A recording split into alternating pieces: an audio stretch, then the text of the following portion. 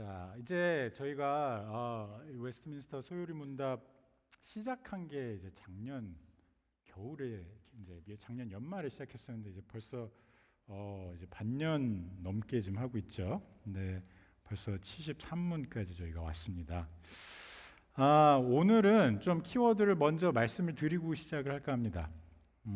키워드는 이 만족이라는 걸 키워드로 보시면 될 것 같아요. 이 세 가지를 오늘 이제 저희가 세 가지 이 10계명 중에 제8, 제9, 제10계명을 같이 이제 설명하는 소요리 문답 부분을 보게 될 텐데 오늘날을 살아가는 이 세대를 표현하는 여러 가지 표현들이 있는데 이 아까 말씀드린 만족이라는 거를 키워드로 좀 표현을 해보자면 만족하면 큰일 나는 세대 이렇게 표현을 좀 많이 한 것 같습니다. 무슨 얘기냐면은 비교와 경쟁이 워낙 치열하다 보니까 이게 끝이 없고 채우고픈 그런 욕망이 이제 뭐 계속해서 있고 목표가 늘 있기 때문에 이제 뭐 좋게 얘기를 하자면 동기부여가 되고 그러면서 참 좋은데 반면에 아직 늘 이루지 못한 그런 어떤 목표들이 있기 때문에 늘 불안하고 초조한 것 또한 사실입니다.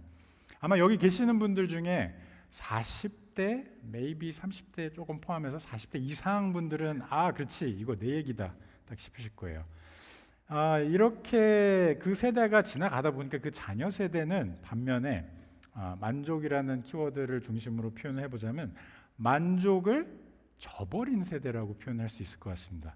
그러니까 사회적으로 욕망을 이루고 거기서 만족을 얻는 것에는 큰 의미를 두지 않는 그런 세대가 된 것이죠.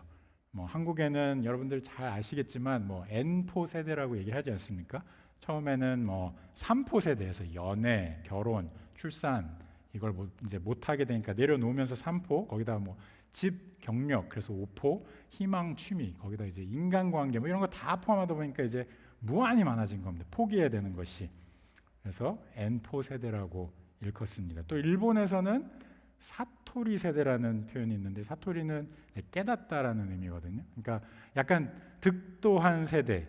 근데 이게 진짜 무슨 뭐 철학적으로 득도를 해서 그렇게 된 것이 아니라 그냥 워낙 상황적으로 이런 경쟁 사회에 이제 물려갖고 체념과 좌절을 하면서 달관하게 된 세대. 이거를 사토리 세대라고 합니다. 그러니까 만족에 대해서 앞에서 N포 세대는 포기한 세대라면 여기는 만족에 대해서 무관심해진 세대인 겁니다. 그리고 여기 미국에는 조금 뉘앙스는 다르지만 FIRE족이라고 있습니다. 혹시 들어보신 분 있으신가요? FIRE족.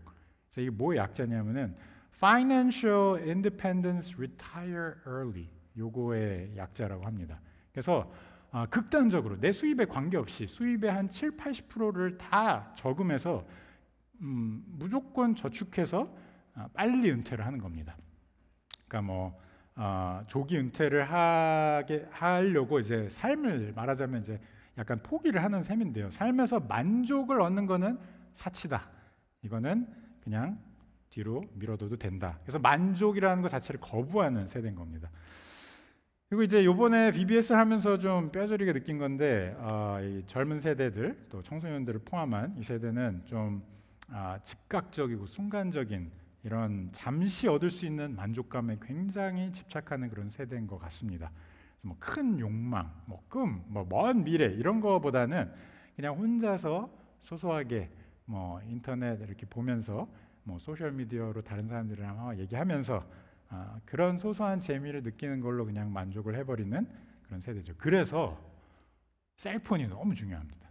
이번 BBS 할 때 우리 청소년들 참 너무 수고를 많이 했어요. 근데 어떤 순간 있었냐면 이게 셀폰을 뭐 이거 손에서 내려놓지 못하는 게 계속 쳐다보고 있어요. 아침에 디보션 한 시간에도 다들 이렇게 쳐다보고 있고 섬기는 친구들이 그러다 보니까 나중에는 전도사님들이 폰을 압수하겠다 이렇게 하니까 그때서야 이렇게 집어넣는 그런 모습들이 좀 있었습니다. 자, 왜 이런 얘기들을 제가 늘어놓느냐? 왜 뜬금없이 만족에 대한 얘기를 하고 있느냐? 오늘 등장하는 8, 9, 10계명은 사실 도둑질, 거짓 증언, 그리고 탐심에 대한 얘기가 아니겠습니까? 근데 이 세 계명들을 관통하고 있는 하나의 키워드가 바로 이 만족이기 때문입니다. 만족하지 못하는 우리의 욕망, 이것이 그 그 기저에 흐르고 있습니다. 성경은 이에 대해서 뭐라고 얘기를 하는지 오늘 소유리 문답과 함께 여러분들과 살펴보려고 합니다. 자, 그러면 첫 번째 도둑질하지 말라 한번 띄워주시겠어요? 자, 제가 질문 읽을 테니까 답변을 읽어주시면 되겠습니다. 73문 여덟 번째 계명이 무엇입니까? 계명은 도둑질하지 말지니라 하는 것입니다. 74문 여덟째 계명에서 요구하는 것이 무엇입니까? 여덟째 계명에서 요구하는 것은 우리 자신과 남들의 재산과 신분을 정당하게 얻고 또 증진시키는 일입니다. 75문 여덟째 계명에서 금하는 것이 무엇입니까?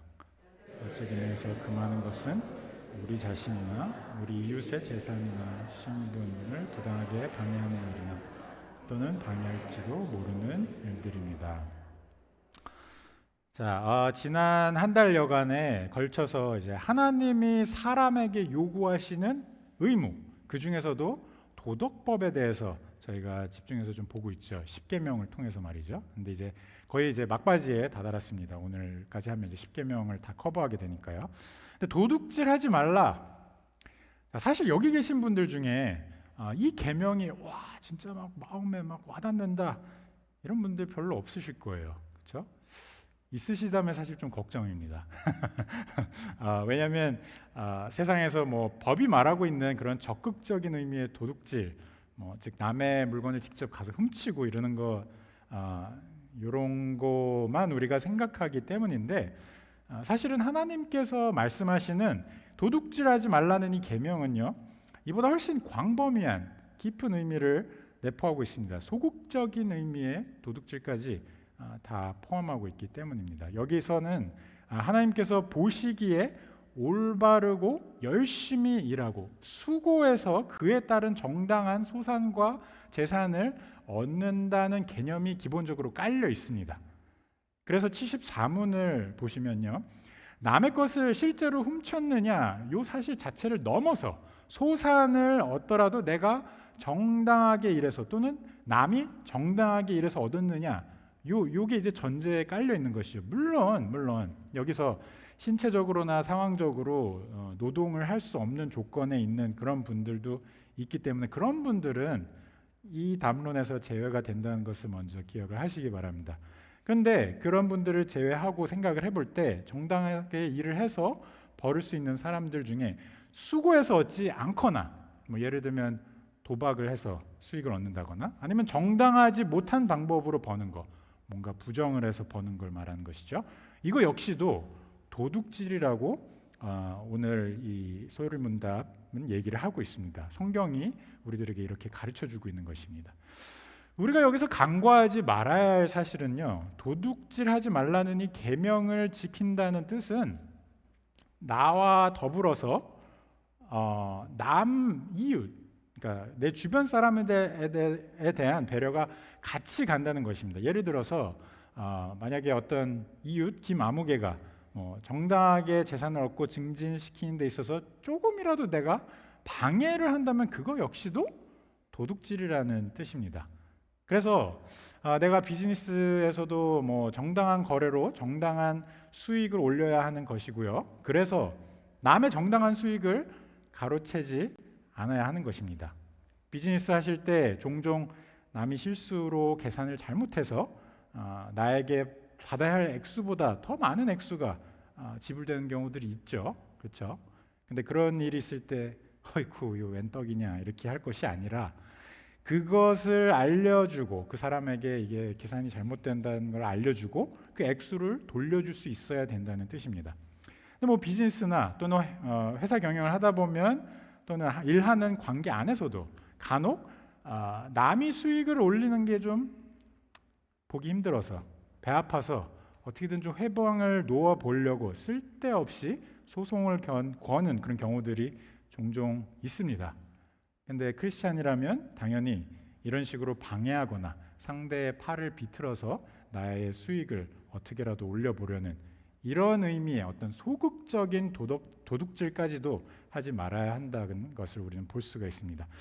자, 사실 이 8계명은 겉으로 보기에는 그냥 나와 어떤 금전적인 관계가 있는 남 사이의 일로만 볼 수가 있는데 사실 조금 더 깊이 들어가서 보시면요, 그 안에 보이는 것은 하나님과 나의 관계입니다. 왜냐하면 적극적으로 어떤 그런 의미의 도둑질이든 소극적 의미의 도둑질이든 그 기저에 있는 것은 하나님의 섭리와 공급하심에 대한 나의 신뢰, 그게 기본적으로 깔려 있거든요. 그러니까 나의 아버지가 되시는 하나님께서 자녀의 필요를 누구보다도 잘 아시고 그것을 반드시 채우실 거라는 신뢰가 없을 때에 우리는 만족을 하지 못하게 됩니다. 그래서 어떻게 하죠? 자꾸 주변을 둘러봅니다. 비교를 하고요. 사람들이 하는 것을 다 따라서 내 안에도 그런 것들을 채워보려고 하는 것입니다. 하나님께서 그것을 주시든 안 주시든 내가 그걸 쟁취하려고 달려들게 되죠. 그러다가 남의 것에까지 손을 뻗게 되는 것입니다. 결국 하나님과의 관계 안에서 찾아야 할 만족을 엉뚱한 곳에서 찾게 되는 것입니다. 사랑하는 우리 성도 여러분, 내 삶의 감사보다는 혹시 이런저런 불만족들이 계속해서 쌓여가고 있으십니까? 이건 아마도 세대를 불문하고 젊은 세대든 또는 연령이 든 세대든 다 겪어가는 일들이 아닐까 싶습니다. 혹시 남들에게 이런 것 저런 것 주셨는데 하나님께서는 이런 것 저런 것 다 내 이웃들한테는 베푸신 것 같은데 왜 나한테는 안 주시지? 혹시 이런 생각들 때문에 마음이 답답하십니까? 고린도후서 8장 9절에서는 예수님을 이렇게 묘사합니다. 부요하신 이로써 너희를 위하여 가난하게 되심은 그의 가난함으로 말미암아 너희를 부요하게 하려 하심이라. 천하를 다스리시는 모든 것을 가지신 하나님의 아들 예수님께서 여러분을 위해서 지극히 가난하게 되셨다는 것을 반드시 기억하시기 바랍니다. 그렇게 하심으로 인해서 우리가 무슨 수를 써서 또 절대로 얻을 수 없는 절대로 우리의 힘으로 할 수 없었던 그 구원을 우리에게 허락해 주신 분이 바로 그리스도라는 것을 여러분들이 반드시 기억하시기 바랍니다. 세상이 알지 못하는 하나님과의 영원한 관계를 주님께서 우리에게 허락하신 겁니다. 이 관계에서 오는 참된 만족을 모르면요, 우리 안에는 늘 불만이 있게 됩니다. 혹은 만족을 애써 저버리는 자가 됩니다. 차고 넘치는 만족으로 열심히 일한 것을 이웃에게까지도 베풀 수 있는 자가 되기 위해서는 오직 하나님과의 관계 안에서 그 만족을 얻어야 되는 것입니다. 그래서 바울이 에베소서 4장에 이렇게 얘기합니다. 도둑질하는 자는 다시 도둑질하지 말고 돌이켜 가난한 자에게 구제할 수 있도록 자기 손으로 수고하여 선한 일을 하라고 말이죠. 이 말씀을 보시면 도둑질을 그냥 안 하는 선에서 만족하는 것이 아니라 크리스찬이라면, 그 은혜를 아는 자라면, 이 깊은 관계 안에 들어간 자라면, 도둑질을 하는 자였다면 그것을 돌이켜서 이제는 나의 것을 선한 일에 베풀 수 있는, 이웃에게 눈을 돌리는 자가 되어야 한다는 것입니다. 사랑하는 우리 성도 여러분, 혹시나 그간 알게 모르게 적극적이든 소극적이든 그런 의미의 도둑질이 내 삶 가운데 있어 왔다면, 그럼 분명히 다 있을 겁니다. 소극적인 의미의 도둑질들이 우리 안에 얼마나 많은지 모릅니다. 만약에 그래 왔다면 하나님의 은혜로 돌이키실 수 있기를 간절히 기도합니다. 그리고 그리스도와의 관계 안에서 발견하는 만족이 여러분들의 마음을 가득 채워서 도둑질이 아니라 오히려 여러분들의 수고를 남들에게, 주변 가난한 자들에게 베푸는 그런 여러분들이 될 수 있기를 간절히 기도합니다. 자, 그러면 두 번째 계명, 9번째 계명으로 한번 가보겠습니다. 자, 76문 9째 계명이 무엇입니까? 9째 계명은 내 이웃에 대하여 거짓 증거하지 말지니라 한 것입니다. 77문 9째 계명에서 요구하는 것이 무엇입니까? 9째 계명에서 요구하는 것은 사람 사이에서 진실과 우리 자신과 우리 이웃 간의 교훈 평판을 유지하고 증진시키는 일입니다. 특히 증언하는 일에 있어서 그렇게 하라는 것입니다. 78문 아홉째 계명에서 금하는 것이 무엇입니까? 진실에 어긋나는 일이나 우리 자신이나 우리 이웃의 좋은 평판을 해치는 모든 일입니다. 자, 이 거짓 증거하지 말라는 아홉째 이 계명에 대해서는 참 많은 사람들이 그냥 대수롭지 않게 생각하는 것 같습니다. 그냥 넘어가곤 합니다. 거짓말이 나쁘다는 거야 뭐 다들 알지만 그와 동시에 아유 뭐 거짓말 한마디 안 하는 사람이 어딨어 뭐 이런 식으로 다소 안일하게 그냥 생각을 해버리기 때문이죠. 하지만 이 계명이 우리 삶에 미치는 그 파급 효과는 엄청납니다. 왜냐하면 거짓 증거는 상대를 죽일 수도 있기 때문입니다. 거짓 증거에는 한 사람의 명예와 사회적 평판을 좌우할 수 있는 아주 강력한 힘이 있습니다.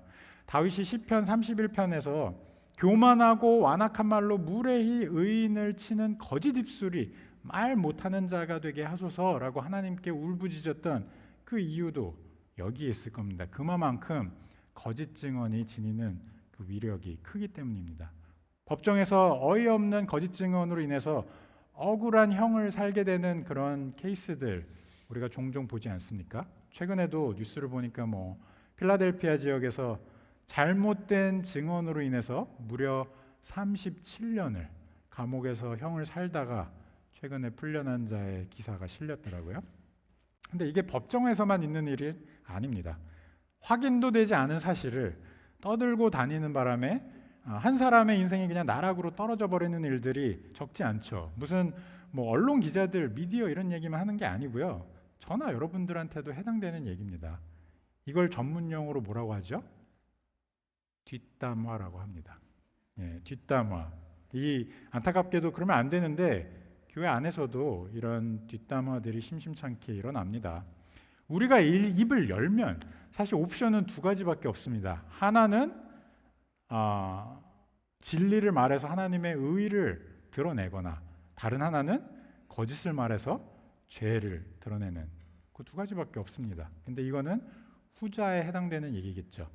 참 이상한 게 진리를 나누고 하나님의 의를 말하는 자리에서는 뭐 별 반응이 없다가 뒷담화가 시작되면 갑자기 막 졸렸던 눈이 막 힘이 빡빡 들어가면서 번쩍번쩍하는 그런 경우들이 참 많습니다. 그렇죠? 이게 되게 재밌어요. 그렇게 할 말이 없었는데 갑자기 누구 이렇게 뭐 먼지 터는 얘기가 나오면 막 얘기가 넘칩니다. 그게 우리의 솔직한 상황이죠. 그렇죠? 근데 이게 무슨 뜻일까요? 우리의 죄성이 남을 시기하고 그에 대해서 악담하는 것을 즐기고 있다는 그런 뜻입니다.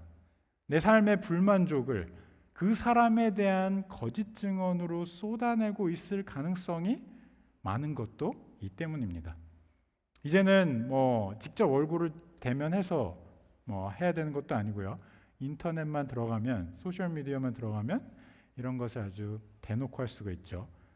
익명으로 감춰져서 그 뒤에서 그냥 무심코 이런저런 얘기들을 막 내던지는데 그 한마디 한마디가 모여서 한 사람을 죽이는 일이 빈번합니다. 새치혀가 사람 잡는다는 말이 요즘처럼 더 깊게 다가오는 시기가 또 없는 것 같습니다. 야고보서 3장에서도 이야기하지 않습니까? 혀는 능히 길들일 사람이 없나니 쉬지 아니하는 악이요 죽이는 독이 가득한 것이라 이렇게 얘기합니다. 정말 이 새치혀로 사람을 죽일 수도 있는 것입니다. 사랑하는 우리 성도 여러분, 우리는 이런 거짓 증언하는 일에 대해서 그냥 넘어가서는 안 됩니다. 뭐 거짓말도 할 수도 있지 뭐 이게 아닙니다. 예민하게 스스로를 돌아봐야 하고 예민하게 우리 지체들을 함께 돌아봐야 합니다. 왜냐하면 이런 일들에 대해서 이런 일들이 있을 때 우리의 영들이 죽는 결과가 오기 때문입니다. 거짓 아비인 사탄은 우리에 대해서 거짓 증언을 할 뿐만 아니라 우리가 그를 닮아서 똑같이 거짓 증언하기를 너무나 바랍니다. 우리를 죽이기 위해서 말이죠. 우리의 영을 하나님으로부터 떼놓기 위해서 이렇게 하도록 만듭니다. 반면에 예수님은 어떻죠? 예수님께서는요, 아무런 죄가 없으심에도 불구하고 인간의 거짓 증언으로 인해서 십자가에서 형벌을 받으셨잖아요. 그렇죠? 그것도 충분히 그분의 능력으로 충분히 변론할 수 있었음에도 불구하고 침묵을 지키심으로 십자가에서 피를 쏟고 우리를 위해서 죽으셨습니다. 왜죠? 저와 여러분을 살리기 위해서. 사탄이 우리를 죽이기 위해서 그렇게 힘을 쓰는 반면에 예수 그리스도께서는 우리를 살리기 위해서 목숨도 내려놓으셨던 겁니다. 이 진리만이 저와 여러분들을 계속해서 뒷담화를 하고 싶고 거짓 증언을 하고 싶은 그 굴레에서 자유케 할 수 있습니다. 세상에서 다들 나를 넘어뜨리고 죽이기 위해서 거짓 증언할 때 나를 살리고자 심지어 나의 그분에 대한 거짓 증언을 다 감내하시고 대신 십자가에서 죽으신 분이 우리 예수 그리스도이십니다. 우리가 예수님을 모른다 말하던 그 모든 시절과 내가 행하던 그 모든 죄악된 삶이 사실은 길이요 진리요 생명이신 예수님에 대한 거짓 증언하던 삶이란 것을 우리는 반드시 기억해야 된다는 말입니다. 그런 저와 여러분들을 찾아오셔서 십자가의 진리를 깨닫게 해주신 분이 우리 주님이세요. 그래서 여기 저희가 이렇게 모여서 함께 기도하는 자리를, 말씀을 듣는 자리를 갖는 거 아니겠습니까? 이 주님이 나와 함께 하시는데 더 이상 뭐가 아직도 부럽고 아직도 배가 아프십니까? 뭐가 아쉬워서 남의 뒷담화를 우리가 합니까? 제가 이렇게 얘기하지만 분명히 그 유혹은 또다시 찾아올 겁니다. 근데 그런 유혹이 들 때마다 여러분들은 주님과의 관계를 기억하시면서 그 안에 허락하신 가장 귀한 복을 반드시 붙잡으시기 바랍니다. 그래서 거짓 증언 대신에 하나님의 진리를, 성경 말씀을 선포하는 그런 삶을 살아내시기를, 그런 우리 기쁨의 교회가 되기를 간절히 기도합니다. 이제 마지막 10번째 계명을 함께 보겠습니다. 79문답. 열째 계명이 무엇입니까? 열째 계명은 내 이웃의 집을 탐내지 말지니라. 내 이웃의 아내나 그의 남종이나 그의 여종이나 그의 소나 그의 낙이나 무릇 내 이웃의 소유를 탐내지 말지니라 하는 것입니다. 80문. 열째 계명에서 요구하는 것이 무엇입니까? 열째 계명에서 요구하는 것은 우리 이웃과 그에게 속한 모든 것에 대하여 옳고 사랑하는 마음을 가지면서 우리 자신의 처지에 대하여는 완전히 만족을 느끼는 일입니다. 81문. 열째 계명에서 금하는 것이 무엇입니까? 열째 계명에서 금하는 것은 우리의 이웃의 잘 되는 것을 시기하고 싫어하면서 우리 자신의 처지에 불만을 가지는 일과 이웃의 소유에 대하여 부당한 행동을 하거나 탐욕을 가지는 모든 것입니다. 자, 10계명의 마지막 계명이야말로 제 10번째 10계명이야말로 하나님의 도덕법이 결국에는 마음의 문제로 귀결된다는 것을 가장 잘 보여줍니다. 왜냐하면 제 10계명 탐내지 말라라는 이 계명을 어기고 탐심을 가졌다고 해서 누가 압니까? 모르죠. 바로 드러나는 피해를 볼 수 있는 게 아닙니다. 탐심의 결과로 행하게 되는 일들이 피해를 주긴 하지만 뭐 이웃의 집을 탐하거나 아내를 탐하거나 남종 여종 가축을 탐해서 그걸 실제로 행동에 옮기면 그렇지만 탐내지 말라 하는 그 자체는 내가 그 순간 탐냈다고 해서 사람들이 알 수 있는 것이 아닙니다. 그리고 나의 가진 그 탐심을 어떤 수량화해서 그것을 측정할 수 있는 것도 아닙니다. 그러면 탐심이 뭡니까? 80문답을 보시면요, 이 계명이 요구하는 게 자신의 처지와 자신의 상황에 대한 완전한 온전한 만족이라고 말을 합니다. 한마디로 시기와 질투로 인해서 다른 사람의 더 나아 보이는 무언가를 발견하면 그때부터 누구의 배가 아프죠? 나의 배가 아프기 시작한 겁니다. 아마 우리 모두가 다 이 부분을 보면서 난 절대 안 그래 이렇게 얘기를 하고 싶겠죠. 그런데 아시겠지만 이게 진짜 어렵습니다. 우리의 욕구는 끝이 없거든요. 남이 나보다 뭔가 앞서 나가는 게 보이면 바로 그 순간부터 돌연 갑자기 나는 세상에서 가장 불행한, 가장 우울한 사람이 됩니다. 그래서 여기 81문을 보시면 열째 계명이 금하는 것에 뭐라고 적혀져 있죠? 그러니까 이웃에 잘 되는 것을 시기하고 싫어하면서 이렇게 적혀져 있는데, 사실은 원문은, 이 영어 원문은 grieving입니다. grieving. 그러니까 비통해하는 거예요. 그러니까 남이 잘 되면 내가 너무너무 우울해지는 겁니다. 이웃이 잘 되면 우리는 어떻습니까? 시기하면서 그걸 갖지 못한 내 상황을 보면서 엄청 비통해합니다. 탐심이 그렇습니다. 잘 될 때 같이 기뻐해 주지를 못합니다. 그래서 그런 말이 있지 않습니까? 진짜 친구는 내가 어려울 때 함께 슬퍼해 주는 사람이 아니라 내가 잘 될 때 진심으로 나를 위해서 함께 기뻐해 주는 사람이다, 이렇게 얘기를 하죠. 근데 참 희한한 게, 다른 사람의 어떤 하나님과의 친밀한 관계라든가 영적인 어떤 상황이라든가 이런 거에 대해서는 보통 잘 탐하지 않아요. 보통 물론 이제 뭐 다른 형제나 자매의 영적인 상태를 보면서 우리가 도전도 받고요, 뭐 자극도 받고, 교회 안에서 또 우리 사랑방 안에서 그런 일들이 많지 않습니까? 동기부여도 받죠. 그런데 탐한다라는 이 표현을 쓸 만큼 내 마음에 막 전방위적으로 쏟아지는 부러움 때문에 내 모든 것을 여기에 내가 걸어보겠다, 내 형제나 내 자매한테 내가 배워서 나도 주님과 이렇게 관계하고 싶다, 이런 일은 잘 없습니다. 안타깝게도 영원한 것들에 대한, 보이지 않는 것들에 대한 그러한 탐하는 마음은 잘 없고요. 항상 보면 부러워하고 시기하는 그 것들의 종류가 뭡니까? 뭐 재산, 직장, 건강, 여가생활, 뭐 아이들의 진학, 취업, 결혼, 뭐 이런 것들 아닙니까? 물론 이런 것 자체는 좋은 일입니다만, 하나님께서 공급해 주신 좋은 일입니다만, 참 공교롭게 이것을 막 탐하는, 영적인 것을 탐하는 것보다 이것을 더 탐하는 일이 압도적으로 많습니다. 결국에 탐심은 우상 숭배의 문제로 결국에 직결이 됩니다. 하나님으로는 도무지 만족할 수 없기 때문에, 주님께서 공급하시는 것들로는 도저히 성에 차지 않기 때문에 다른 무언가를 반드시 찾아야 하는 거예요. 마음이 다른 데에 갈 수밖에 없습니다. 뭔가를 붙잡아야 그제서야 성이 찰 것 같으니까요. 근데 막상 그걸 붙잡으면 어떻죠? 역시나 마음에 안 찹니다. 그래서 남에게 허락된 것들, 항상 그래요. 이 내가 갖고 있는 것들에는 다 이상하게 여기에는 별 의미가 없어 보이고, 남들이 갖고 있는 것들은 너무너무 좋아 보입니다. 그것들이 나에게는 하나님보다도 더 중요한 우상이 되어갑니다.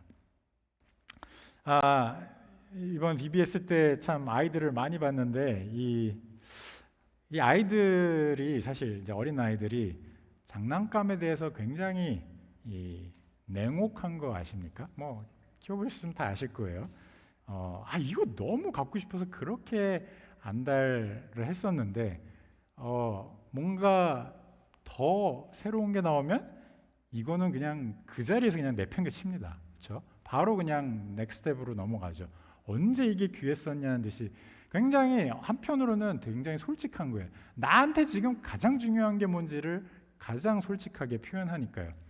그런데 크리스찬들에게도 이런 모습이 있다면, 그리고 있어야 할 것 같은데, 무슨 말이냐면요, 정말로 내가 가진 예수 그리스도 안에 거하는 가장 귀한, 이것이 나의 가장 귀한 것이라는 그 마음이 있다면, 그거 외에 다른 것들은 그 자리에서 다 내려놓을 수 있어야 되는데, 그걸 뭐 버리라는 게 아니라 우선순위가 뭔지 확실히 아는 것이죠. 내가 붙잡아야 될 것이 무엇인지를 확실히 아는 것이죠.